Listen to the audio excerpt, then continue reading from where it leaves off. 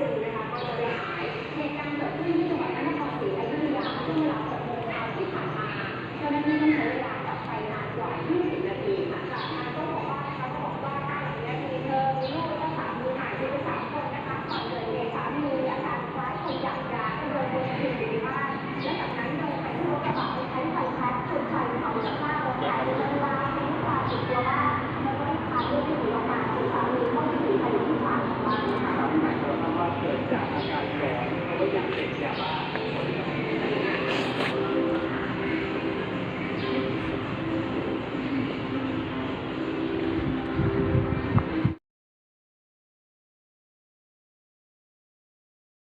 ทดสอบของหมอมาสดแล้วเนอะชักเดี๋ยวแต่งงานต่อเนอะเช่นนั้นต่อเช่นอยู่หลายดีจ้าเนอะนั่งตัวขมอดจ้องกันเออ